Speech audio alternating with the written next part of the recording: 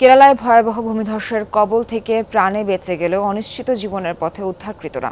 কেউ হারিয়েছেন মাথা গোঁজার ঠাঁই, আবার কেউ বা হারিয়েছেন পরিবারের প্রধান উপার্জনকারীকে। জলে ভাসা পদ্মের মতো ভেসে বেড়াচ্ছেন এক আশ্রয়স্থল থেকে অন্য আশ্রয়। হাসপাতাল ও আশ্রয় কেন্দ্রগুলোর পরিবেশ ভারী হয়ে আছে বাবা মা হারানোর শিশুর চিৎকারে। স্যান্ডেলিনা সো, রূপচর্চায় আভিজাত্য।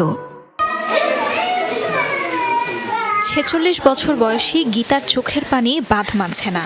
কেরালার ওয়েনার জেলায় ভয়াবহ ভূমিধসে শেষ সম্বলটুকু হারিয়ে দিশেহারা তিনি। আমার আর কিছুই অবশিষ্ট নেই। কষ্ট করে যে বাড়িটা করেছিলাম তাও শেষ।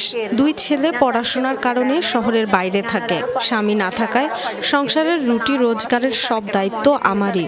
সন্তানদের পড়াবো কিভাবে এখন? আমার সব শেষ হয়ে গেল।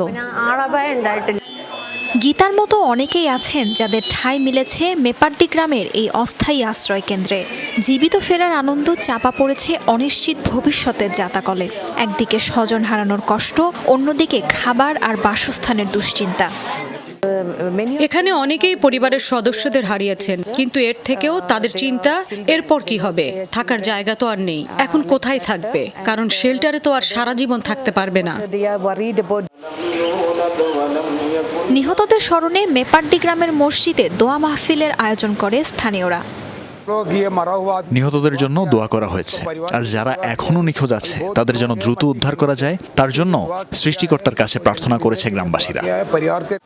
সোমবার স্মরণকালের ভয়াবহ ভূমিধসের কবলে পড়ে দক্ষিণাঞ্চলীয় কেরালার ওয়েনার জেলার কয়েকটি এলাকা।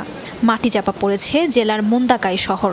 এরই মধ্যে বাস্তুচ্যুতদের জন্য অস্থায়ী বাসস্থান নির্মাণের ঘোষণা দিয়েছে রাজ্য সরকার।